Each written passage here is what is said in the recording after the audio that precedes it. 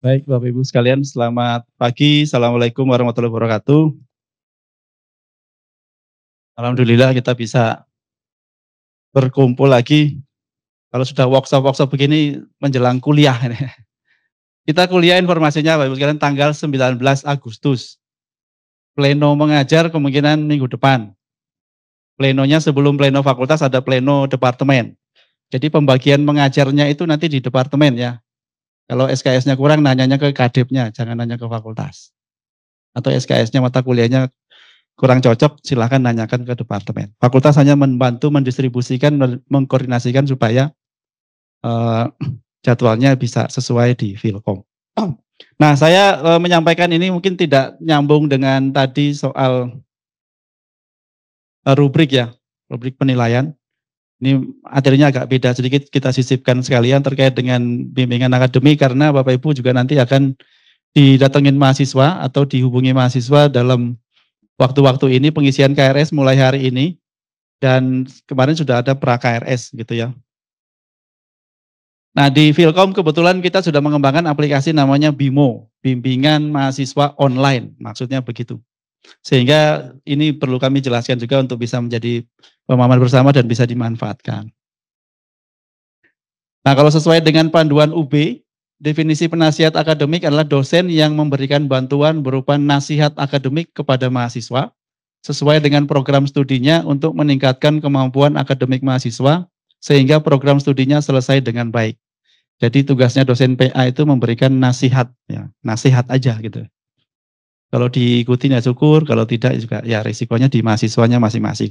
Tetapi kemudian kita menjadi seolah-olah menjadi orang tua gitu ya, dari perwakilan orang tua dari mahasiswa di kampus. Sehingga peran ini juga cukup penting dan harapannya semua dosen bisa meluangkan waktunya untuk melayani mahasiswa. Mengingat Bapak Ibu sekalian semua sudah pakai semua ditugasi menjadi dosen PA dan biasanya remunnya langsung diberikan ya Pak Wiwit ya. Semua sudah mendapatkan remunnya sebagai dosen PA. Jadi haknya sudah diberikan oleh fakultas. Tinggal kewajibannya yang kita mau nagih. Ini sebenarnya slide-nya slide yang lama. Dulu yang buat siapa ya Pak Buhani ya? Pak Fajar dulu. Kita pernah menyusun pedoman bimbingan PA. Zamannya saya di Departemen SI, di jurusan SI, yang kemudian kita bawa ke fakultas.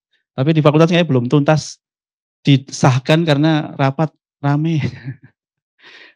Masih ada beberapa pertanyaan, tapi secara sistem saya pikir ini sudah kita implementasi dan bisa menjadi sistem yang kita terapkan di Filkom. Nah, sesuai buku pedoman UB yang terbaru, tugas dosen PA, satu, memberikan informasi pemanfaatan sarana dan prasarana penunjang bagi kegiatan akademik dan non-akademik. Jadi Bapak Ibu juga harus tahu di UB atau di Filkom ini ada sarana dan prasarana apa saja. Kalau bingung ya bisa nanya atau bisa dicek di websitenya Filkom. Membantu mahasiswa dalam mengatasi masalah-masalah akademik. Kemudian membantu mahasiswa dalam mengembangkan sikap dan kebiasaan belajar yang baik. Jadi keterampilan belajar. Mungkin bisa memberikan saran bagaimana cara belajar yang baik di perguruan tinggi. Ya. Lebih spesifik mungkin kalau kita perlu pelatihan untuk bagaimana menjadi dosen PA yang baik, mungkin perlu secara khusus diberikan juga. Tapi yang saya jelaskan nanti terkait dengan sistem yang sudah kita bangun, yang kita coba kondisikan di fakultas untuk bisa dimanfaatkan oleh dosen-dosen selaku dosen PA. Yang keempat, memberikan rekomendasi tentang tingkat keberhasilan belajar mahasiswa untuk keperluan tertentu. Jadi misalkan bisa evaluasi IP kamu ini bagus, bisa ngambil berapa SKS, IP kamu kurang, harus memperbaiki apa dan seterusnya, itu dosen bisa memberikan rekomendasi. Kemudian membantu mahasiswa dalam mengembangkan kepribadian, jadi ini juga termasuk tugas dosen PA, menuju terwujudnya manusia Indonesia seutuhnya yang berwawasan berpikir dan berperilaku sesuai dengan nilai-nilai agama, kebangsaan, serta adat dan berbagai norma positif lainnya. Ini sesuai panduan UB ya, terbaru. Meskipun mungkin belum disahkan, tapi kurang lebih isinya itu sudah saya copy duluan. Membantu mahasiswa mengembangkan wawasan belajar keilmuan secara mandiri sepanjang hayat. Lanjutannya nomor 7, memberi peringatan tentang evaluasi akademik. Jadi di kita ada evaluasi akademik, evaluasi tahun pertama, tahun kedua, tahun ketiga, dan seterusnya. Itu di semester 2, semester 4, semester 6, semester 8. Jadi kalau mahasiswa di semester 2, SKS-nya lulus kurang dari 20 SKS, berarti mahasiswa ini bermasalah. Dia bisa kena evaluasi, bisa kita DO langsung. Kalau tidak meminta pertimbangan untuk bisa dilanjutkan. Nah, untuk bisa meminta pertimbangan memang mahasiswa harus ke Kaprodi, harus mendapat persetujuan Kadep, dan nanti fakultas yang menyetujui untuk istilahnya evaluasinya bisa dibuka untuk dilanjutkan ke semester berikutnya. Kalau masih semester 2, semester awal. Tapi kalau sudah di semester terakhir, terutama yang sudah semester 14 ya. Nah, itu biasanya kena evaluasi juga. Nah, kemudian membantu mengarahkan mahasiswa yang akan mengambil jalur Merdeka Belajar MBKM. Nah, ini mungkin yang sering juga jadi pertanyaan ya. Karena dosen mungkin tidak terlalu menguasai sistem MBKM, sering ditanyain mahasiswa, karena di aturannya itu memang tugasnya dosen PA juga untuk menjelaskan ke mahasiswa. Nah, mungkin nanti di sesi ini kita nambahkan juga, Bu Intan, Bu Intan. Oh ya, nanti mungkin perlu juga nanti nambahkan Bu Intan yang MBKM diulang lagi ke dosen-dosen biar paham. Lumayan banyak itu terkait pengisian KRS dan seterusnya. Atau kalau Prodi mau bikin sesi sendiri untuk menjelaskan terkait MBKM-nya Prodi ke dosen-dosen PA yang ada di Prodinya juga boleh, silakan. Tidak semua harus diselenggarakan oleh fakultas gitu ya. Kami coba memfasilitasi, tapi monggo Departemen Prodi mau mengadakan sendiri silakan. Intinya bagaimana dosen-dosen paham ketika ditanya mahasiswa tentang MBKM misalnya.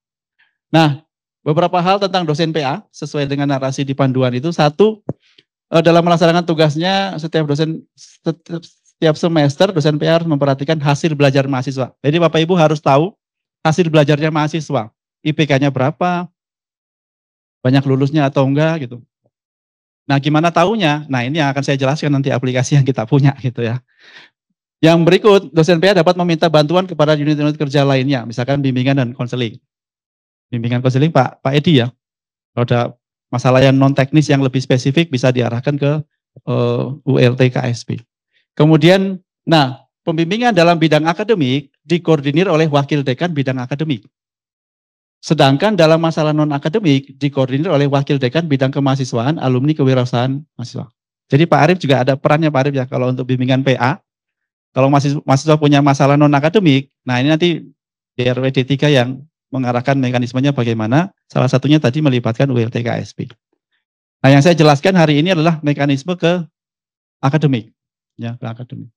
Kemudian setiap dosen PA harus selalu memperhatikan kode etik, kemudian administrasi kepenasihatan diatur oleh fakultas. Nah, ini kenapa kemudian kami membuat sistem, membuat mekanisme, ada aplikasinya itu yang di bagian dari administrasi kepenasehatan diatur oleh fakultas. Jadi saya mengimplementasi poin E ini.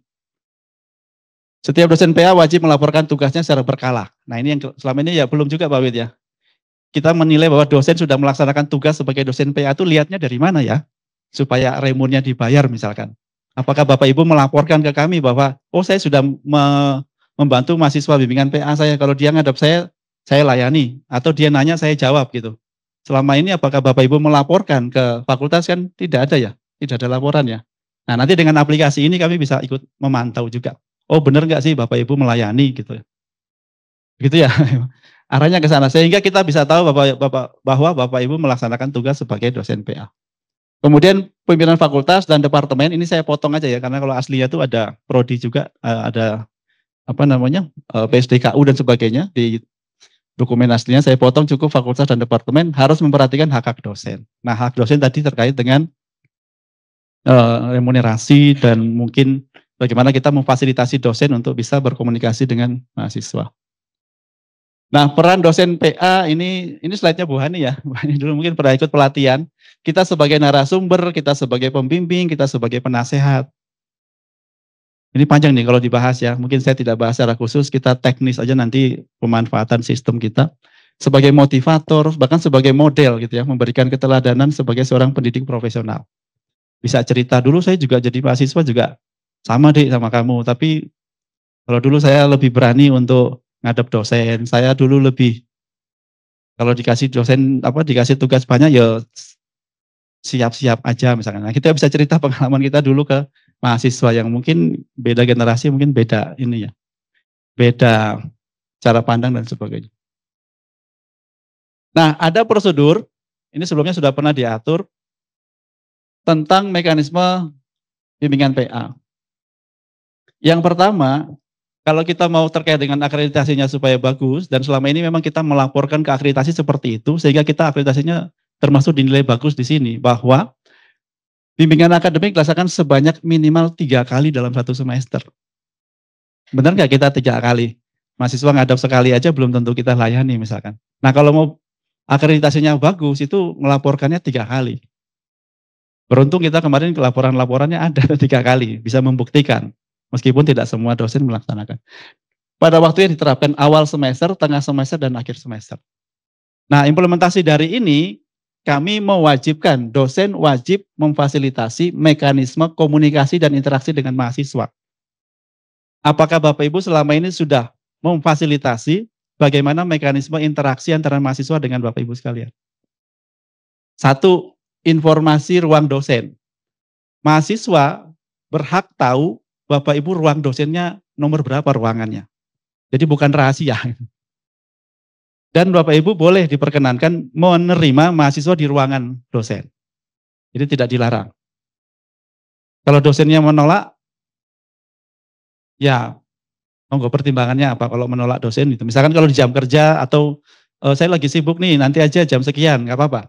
Tapi jangan kemudian mahasiswa dilarang menemui saya di kampus. Nah misalkan itu jangan, ya. Nggak boleh. Kalau di rumah, jangan juga.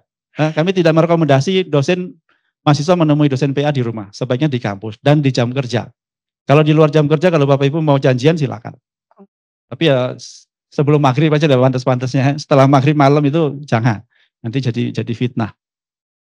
Yang kedua, sebaiknya punya grup WhatsApp. Kalau grup WhatsApp ini sifatnya mungkin disarankan, ya. Tapi yang nomor 3, aplikasi ini meskipun kami nyarankan, tapi setengah wajib lah, kalau bisa dipakai. Kenapa? Diharuskan sekalian. Karena itu sudah wajib. Di iOS sudah ada Bu, tenang aja. Kita selesaikan masalahnya semua. Jadi Bapak Ibu, 1, informasi ruangan, nanti akan kita share ke mahasiswa. Yang kedua, buat grup WhatsApp. Yang ketiga, gunakan aplikasi. Jadi kita punya saluran untuk mahasiswa berinteraksi dengan dosennya. Apakah direspon atau tidak? Nah itu kembali ke dosennya. Kalau dosen tidak pernah merespon, ini nanti yang kita lihat laporannya tadi. Oh ternyata dosen nggak pernah merespon. Nah saya teruskan dulu prosesnya ya, prosedurnya. Nanti sistemnya setelah itu baru saya jelaskan. Nah bimbingan mahasiswa baru ini pada awal perkuliahan, bimbingan kepada mahasiswa baru dapat dilakukan dengan materi meliputi perkenalan, informasi aturan akademik perkuliahan, serta sarana dan prasarana, motivasi, pembahasan masalah yang seringkali diadressi dalam program. Nah Bapak Ibu sekalian, terkait dengan ini kami memfasilitasi tanggal 19 Agustus itu minggu pertama kuliah, kita minta semua mahasiswa baru datang, Bapak Ibu juga kami minta datang, kita anggap sebagai pertemuan pertama perkuliahan, tapi tidak masuk sesuai dengan jadwal. Bapak Ibu akan kita jadwal ke ruangannya masing-masing untuk menerima mahasiswa baru yang ditugaskan dosen PA-nya ke Bapak Ibu sekalian. Gitu ya Pak Wid ya, sudah pernah kita bahas dengan Pak Dekan. Jadi tanggal 19 kami minta semua dosen datang, karena itu awal perkuliahan, kita bagi ruangannya masing-masing, silakan ketemu dengan mahasiswa yang ditugasi, Bapak Ibu ditugasi untuk menjadi dosen PA-nya. Sehingga nanti daftar dosen PA mungkin segera dari Prodi kita koordinasikan untuk menugaskan ke masing-masing dosen. Termasuk dosen mahasiswa lama juga boleh ikut. Nah di situ silakan perkenalan, informasi aturan akademik disampaikan. Termasuk Bapak Ibu punya grup WA, ini grup WA silahkan diikuti. Aturan mainnya diceritakan. Oh kalian boleh ke ruangan saya, tapi saya cuma terimanya di hari Jumat. Saya terimanya cuma jam 3 misalkan, itu silakan. Nah itu disampaikan, ya, supaya mahasiswa juga tahu bagaimana menghubungi dosen, kapan, di mana, aturan-aturan yang disepakati apa, gitu ya. Nah bimbingan mahasiswa baru ini ada beberapa form yang harus diisi. Kalau mekanisme yang lama kita punya sekian form. Ada biodata, ada target milestone, ada rancangan perkuliahan sama portofolio mahasiswa. Nah nanti mohon yang rancangan perkuliahan dibuat lagi oleh Kaprodi karena kurikulumnya baru. Saya coba jelaskan nanti yang ini. Ini langsung nomor 4 ya. Oh ya. Jadi kita minta mahasiswa baru khususnya, harusnya mahasiswa lama juga ya, mengisi 4 hal ini. 1, 2, 3, 4. Yang pertama 1, biodata mahasiswa. Kita berharap mahasiswa mengisi data di situ lengkap, termasuk data orang tua. Nama orang tua, alamat orang tua, email, nomor WA. Kita kan sering ada kesulitan mahasiswa ini susah dicari, Kita juga nggak tahu alamatnya di mana gitu. Mau ngontak orang tuanya kita nggak punya datanya. Di sistemnya UB ternyata tidak update. Nah kita update di sini. Karena kemarin ketika mahasiswa mau ngisi pra-KRS sudah kita paksa untuk mengupdate datanya. Jadi ada datanya orang tuanya, WA-nya bapaknya, emailnya bapaknya, kalau memang kita butuh sewaktu-waktu datanya bisa kita gunakan. Yang kedua, mahasiswa baru kita minta membuat target milestone perkuliahan. Targetnya adalah kita buat dari ujung, target kalian di sini adalah 1 wisuda, paling ujung. Sebelum wisuda itu harus yudisium dulu. Nah kalian mau wisuda kapan? Kalau anak 2024 besok, berarti kita target dia akan wisuda Oktober 2028. Ditulis, saya mau wisuda Oktober 2028. Nanti mungkin aplikasinya Pak Tauki kalau bisa diupdate, dia bisa upload fotonya atau dia foto selfie, tahu-tahu sudah jadi foto pakai toga gitu. Oktober 2028 gitu. Ya, model tweetbone gitu ya. Jadi dia sudah membuat perencanaan, saya akan wisuda tanggal Oktober 2028.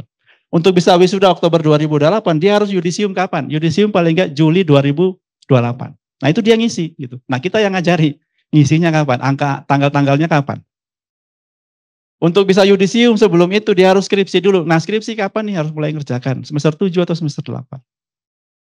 Sebelum skripsi ada program enrichment program ini yang nanti kaitannya dengan MBKM. Yang nanti Bu Intan menjelaskannya sekalian itu. Jadi kita konsepnya nanti namanya enrichment program, pengayaanmu apa? MBKM. Sementara ini yang definitif kan PKL. Nanti digabung dengan yang lain.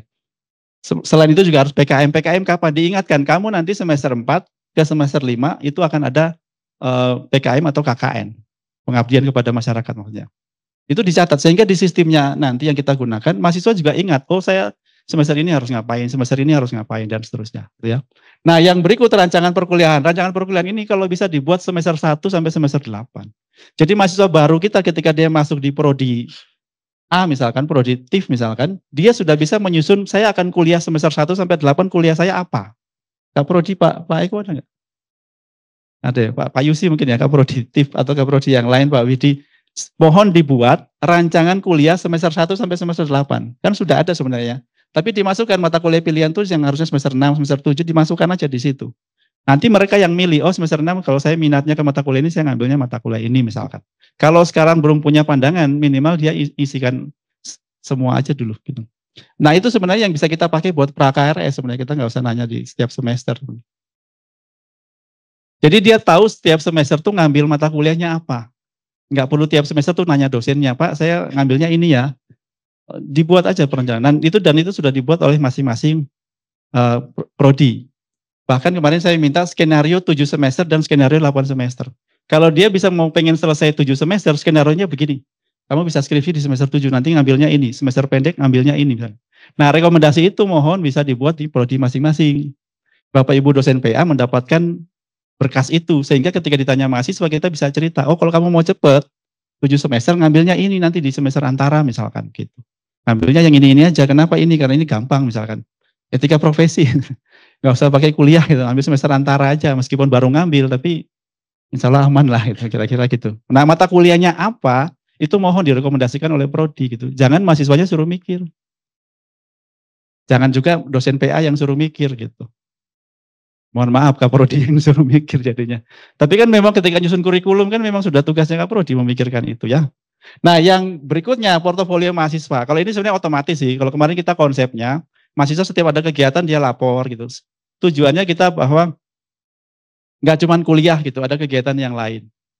Di mekanisme ini kita pengennya mahasiswa lapor ke dosen PA, saya sudah berkegiatan apa saja. Nah tapi dengan sistem yang ada di fakultas, itu mahasiswa nggak perlu laporan. Sistem yang akan mengambil sendiri laporan-laporan yang sudah ada. Jadi intinya ini ya Bapak Ibu, kita mencoba membuat mahasiswa bisa terkawal dari awal kuliah sampai dia selesai. Dan konsep ini sebenarnya dulu kami diskusi dengan termasuk Bu Rekian dulu ya, Bu Rekian ya. Kita dulu diskusi konsep ini sudah lama gitu, zamannya PTIK dulu. Sudah beberapa kali kita implementasi, nah sekarang dengan adanya sistem mungkin lebih mempermudah gitu ya. Baik Bapak Ibu sekalian, nah bimbingan awal semester mungkin Bapak Ibu sudah cukup paham. Biasanya mahasiswa coba minta tanda tangan KRS. Tapi mestinya bukan sekedar minta tanda tangan KRS, tapi lebih kepada ya tadi itu kita ngecek rencana kuliahnya, kita bisa melihat ke hasil kuliahnya semester lalu ya, termasuk juga nanti melihat lembar pemantauan progres IPK dan SKS lulus. Itu ada formnya harus kita isi misalkan. Nah kalau dulu konsepnya pakai form-form. Kalau sekarang sudah ada di aplikasi. Jadi tinggal dilihat di aplikasi saja ya. Nanti saya tunjukkan. Jadi sebaiknya kita fasilitasi ketemu di awal semester, ketemu di pertengahan semester. Ya. Misalkan kita bisa cek mahasiswa ini sampai UTS dia hadir apa enggak, berapa kali dia hadir gitu ya. Presensinya lancar atau enggak, ini sebenarnya bisa dilihat juga. Cuma kan memang memaksa mahasiswa datang di tengah semester itu yang biasanya susah. Biasanya mahasiswa datang di awal semester tanda tangan KRS dan di akhir semester untuk masuk ke semester berikutnya. Ya, kaitannya dengan misalkan tanda tangan KHS dan sebagainya.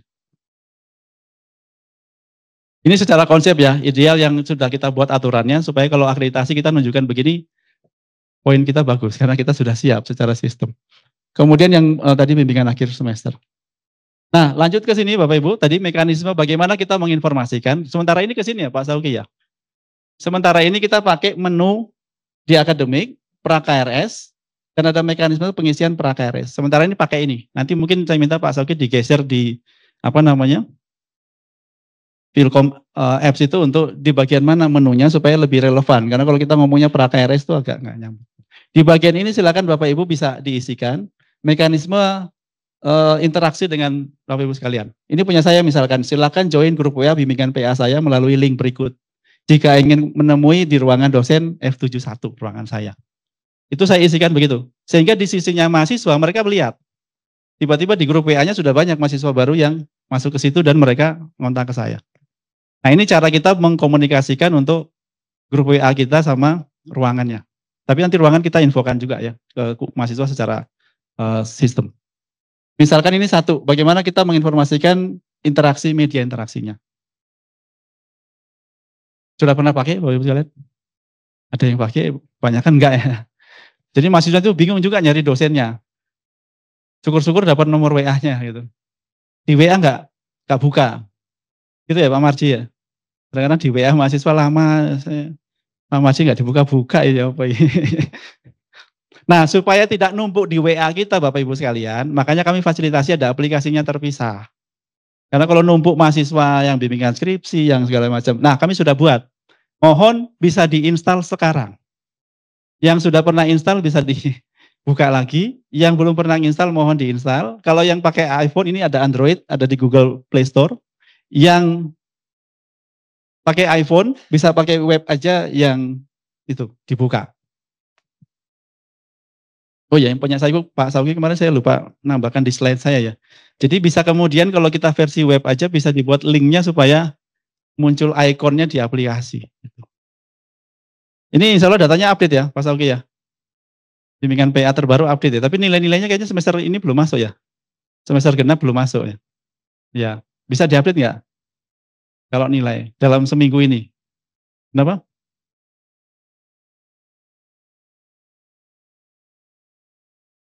Pakai Apple. Coba ditunggu. Bisa kok. Itu lagi loading, masih loading. Ya berarti belum diupdate datanya Pak. Nanti diupdate yang ini. Tapi coba dicek Pak. Nah kemudian loginnya pakai login yang di Philcom Apps ya. Ini saya lupa nginfokan. Loginnya pakai loginnya Philcom Apps. Jadi Bapak Ibu kalau punya akun Philcom Apps, pakai emailnya email UB, passwordnya password yang di Philcom Apps, bukan yang di UB. Nah silakan masuk sama-sama dan kita bisa cek. Ada list mahasiswa kita siapa saja di situ. Ini aplikasi sudah dikerjakan 2 tahun atau 3 tahun lalu. Gimana?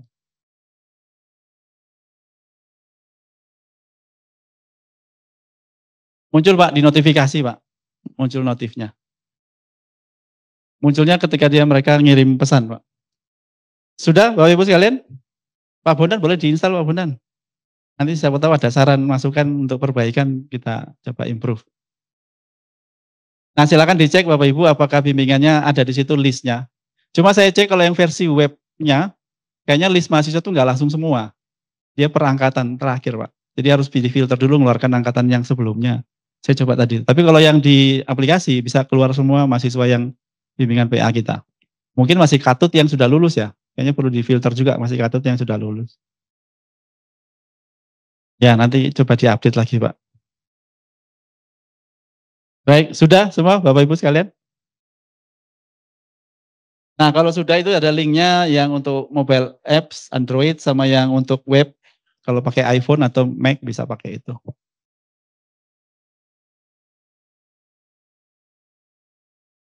Nah, fungsinya yang sejauh ini yang sudah bisa kita manfaatkan sebagai media interaksi dan komunikasi, Bapak sekalian. Jadi ada data mahasiswa termasuk orang tua tadi, dan juga fitur messaging. Ini fitur messagingnya belum tertulis di situ ya. Pesan per pesanan. Jadi seperti WhatsApp kita bisa berkirim pesan, bisa upload file juga kayaknya itu. Jadi kalau mahasiswa punya rencana KRS, dia bisa capture KRS-nya dikirim di perpesanannya bisa juga.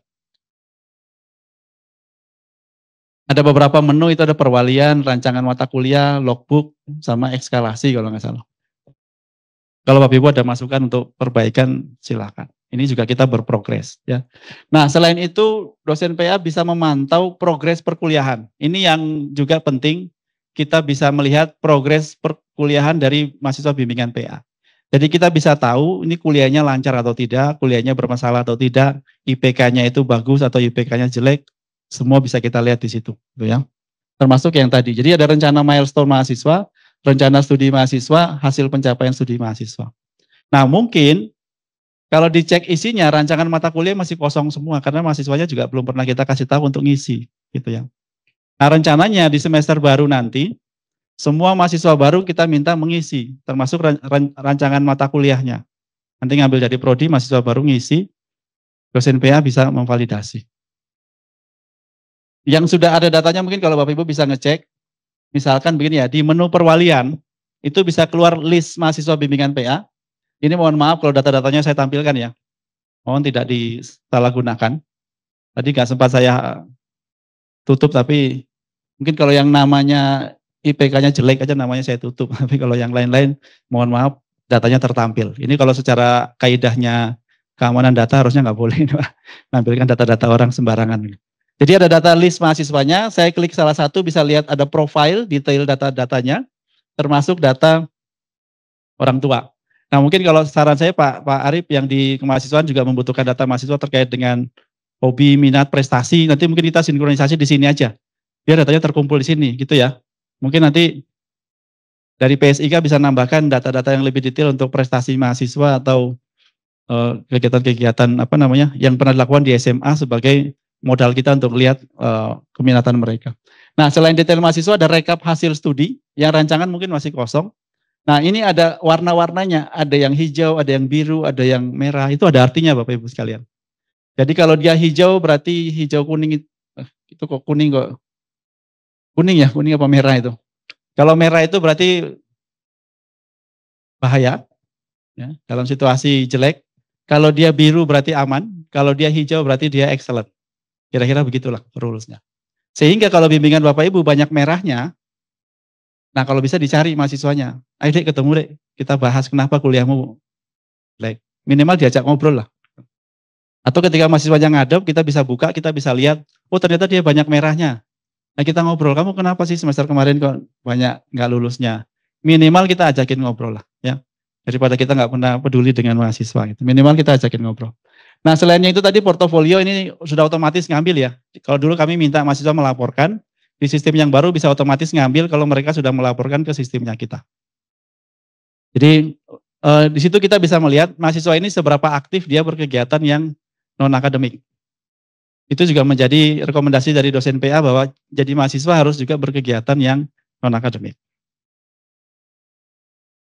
Nah ini contoh misalkan ada data mahasiswa yang satu nilainya bagus, itu banyak birunya berarti excellent itu. IPK 3,6, sama yang jelek ini merah-merah semua. Nah ini ada grafiknya indeks prestasi. Kalau nggak salah dulu saya minta nilai normalnya baseline-nya 3 misalkan. Kalau dia di bawah grafik 3 berarti dia jelek. Nah ini masih memungkinkan untuk kita improve supaya ini bisa menjadi dashboard untuk baik dosen maupun mahasiswa bisa melihat progresnya. Oh saya di bawah target nih, IPK saya di bawah 3 nih, harus ada perbaikan. Perbaikannya di mana, mata kuliah mana yang nilainya jelek, mungkin juga harusnya bisa dimunculkan juga. Sementara belum sampai ke sana tapi minimal kita bisa lihat data ini. Dengan warna-warna ini paling nggak membantu kita memahami kondisi mahasiswa, gitu ya. Ini terkait dengan profil tadi, kemudian rancangan kuliah ini contoh yang saya ambil dari punya saya. Tapi ini mungkin belum valid datanya karena ini lama dan kurikulum baru udah berlaku. Nah, rencana kami untuk semua mahasiswa baru minimal kita tertibkan mekanisme ini. Mahasiswa baru kita minta mereka mengisi tadi milestone-nya, kemudian juga mengisi rancangan kuliah semester 1 sampai semester 8. Isiannya seperti apa nanti mohon bisa disediakan oleh prodi. Nah, tugas dosen itu verifikasi nanti bahwa oh rancanganmu semester 1 ini, semester 2 ini, semester 3 ini. Kalau mahasiswa baru dan kurikulum baru itu lebih enak gitu. Sehingga nanti kita juga bisa tahu mata kuliah wajib mana yang belum diambil, mata kuliah mana yang harus diulang, harapannya ke sana ya. Nah, ini contoh messaging ya, messaging. Ini saya capture dari bimbingan saya, ternyata banyak Pak yang kirim pesan. Kalau masih ada biru-birunya itu berarti saya belum buka. Kadang-kadang kelewat juga bukan. Kalau yang ini udah saya jawab misalkan ini contohnya. Ternyata emoticon itu nggak bisa ya. Bisa di-update nggak Pak? Biar emoticonnya bisa. Itu mahasiswa kirim emoticon itu keluarnya tanda tanya semua. Belum bisa ya. Ini contoh aja misalnya. Nah, kenapa kita fasilitasi ini? Supaya mahasiswa ketika berkomunikasi dengan dosen kalau dia mau nanya, daripada dia lewat WA, WA-nya numpuk terlalu banyak, kalau nomornya nggak jelas kita abaikan kadang-kadang. Daripada pakai WA, Bapak Ibu kalau mau mengalihkan ke sini silakan. Karena yang berkumpul di sini hanya bimbingan kita saja, dan yang mengirim pesan ke kita cuma bimbingan kita aja. Ya minimal dibuka di aplikasi, sehari sekali dibuka. Kalau pesan ini masih keluar notifikasinya, jadi notifikasinya masih muncul kalau ada pesan masuk. Nah ini kalau Bapak Ibu terbiasa menggunakan, kita juga sosialisasi ke mahasiswa untuk terbiasa menggunakan, maka mekanisme komunikasi dosen PA dengan mahasiswanya bisa terjalin dengan baik. Bisa semua kan ya, menginstal ya. Kalau ada yang nggak bisa bilang biar kita coba. Nah harapannya dengan komunikasi yang lancar ini bisa terbangun interaksi yang baik, minimal mahasiswa kalau punya masalah bisa nanya ke dosen, dosen bisa ikut membantu menyampaikan. Nah Bapak Ibu sekalian ini arah pengembangan. Pak Sauki mohon bisa dibantu PSIK ini kemarin sudah sempat kita bahas untuk di-improve fitur-fiturnya supaya lebih bagus. Ini kemudian saya jadikan skripsi mahasiswa ngerjakan. Jadi kita jadikan dashboard. Di sisi mahasiswa dia bisa lihat dashboardnya kayak begitu. IPK-nya sekarang di posisi merah atau posisi hijau atau posisi biru misalkan. Jadi ada 4 kategori, merah kritis, itu kuning ya, kurang, hijau normal, biru excellent misalkan. Nah dengan melihat warna-warna ini kita bisa memahami dengan cepat kondisi mahasiswa kita. Dan mahasiswanya sendiri juga bisa memahami kalau dashboardnya itu. Kalau merah ini berarti krisis dan sebagainya. Nah dulu kalau kita punya konsep mahasiswa itu punya map biru, ya dulu ya Pak Heru ya. Mahasiswa itu bawa map map folder warna biru untuk mengisi berkas-berkasnya, KHS, sertifikat-sertifikat dan sebagainya, dia bawa map biru. Nah map biru itu kita ganti dengan aplikasi ini sekarang begitu. Jadi ketika dia menghadap ke kita buka, lihat KHS-nya, KRS-nya, kita bisa lihat di situ untuk kemudian mahasiswa juga punya data di situ yang kita tambahkan dengan analisis, harapannya analisis. Analisis data, interpretasi, dan setelah analisis itu interpretasi. Kan teman-teman ngajari visualisasi data, ngajari data engineering dan sebagainya. Monggo silakan kalau punya ide seperti apa. Jadi datanya kita analisis, kita interpretasi bahwa kalau IPK-mu 3 atau IPK-mu 2,5 misalkan itu berarti jelek. Harus diperbaiki dan seterusnya ya. Ada nilai E yang perlu diulang, ada nilai D sama D+ harus kurang dari 10%. Ada syarat lulusnya apa, itu sistem bisa mengecek dan bisa memberitahukan lebih awal supaya dia bisa mempersiapkan. Sudah semester 7 belum PKL misalkan, sistem juga bisa mengingatkan. Nah harapannya seperti itu Bapak Ibu sekalian. Karena kalau di kita rules-nya jelas, itu sebenarnya mudah kita implementasi di sistem ya, asal aturannya jelas.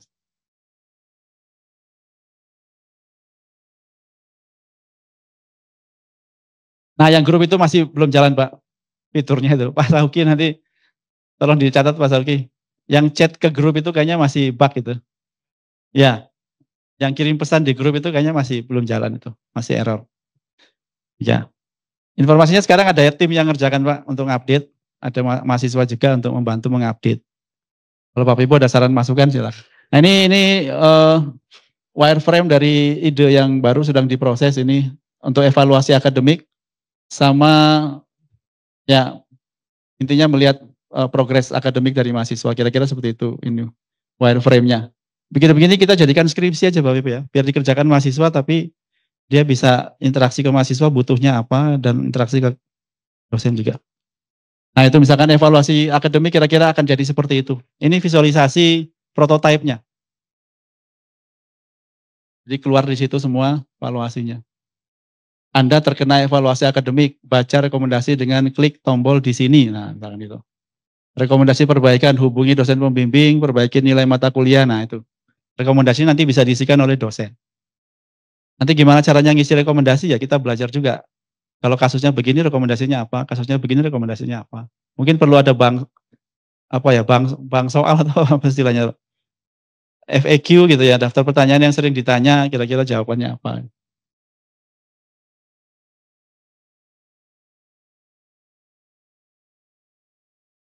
Ya, kira-kira ini video prototipe yang sudah dipikirkan, sudah dirancang, tinggal kita implementasi.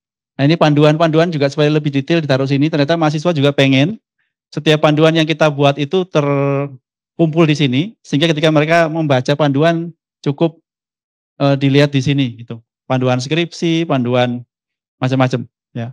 Nanti kita kumpulkan.